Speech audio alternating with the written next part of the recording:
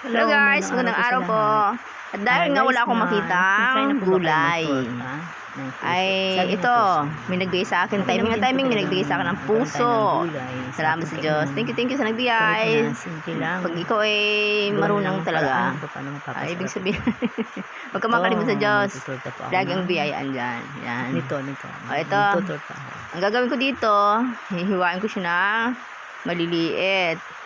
Tatanggalin natin yung magulang, matigas na balat. Ayan. Masarap po ito. Siyempre, hiwain natin dito. I-try nyo. Pinakang puno para mabilis tanggalin. Bigyan ng mas masarap ito kung may yung magulang, tatanggalin natin kasi pangit na yan. iba pang pambalasa. Kahit sa ilutuin mo ng talagang yan ay matigas. Ayan. Hanggat may kung gusto nyo, pwede naman yung medyo may pula-pula ng kaunti. Pero kung gusto niyo talaga maputi at gusto niyo talagang mura, ay ayos naman din. Ayos naman, lalong mas ayos pala. Para sa akin, kasi sayang kasi yung sayang pa yun, yung medyo magulang, medyo mura-mura. Bagay, hindi pa toong magulang. Pwede pa yan. Basta tanggalin nyo lang yan sa ibabaw. Sa pangalawa, pwede. Yung mga, pwede na yan. Yan, mga ganyan, pwede na yan. Na parang magulang pa. Tanggalin nyo yan. Sayang pa yung itatapon natin.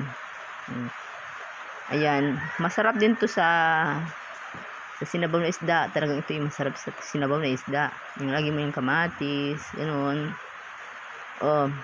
Kaya ang dalawa ng isda, ay gagawin ko dito, yan, hihiwain ko ng maliliit.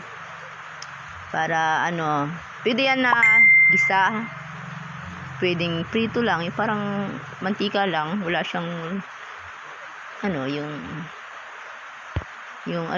sabaw.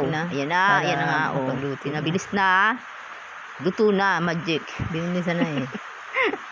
Minagic na. Masarap. Ayan, niluto ko na. Pagkatapos dun sa pinagprituhan, ang gagawin ko, maganda ito sa guys, kaya na po tayo. Sinangag. Ayan na po, kaya na po tayo. Ayan na, paspasa na. Bawang.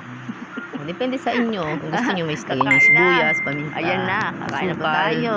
Medyo matamis. Sarap po nito. Torta. Ginawa ko siyang tortang puso. Yan, God bless us. Thanks for watching. Bye-bye.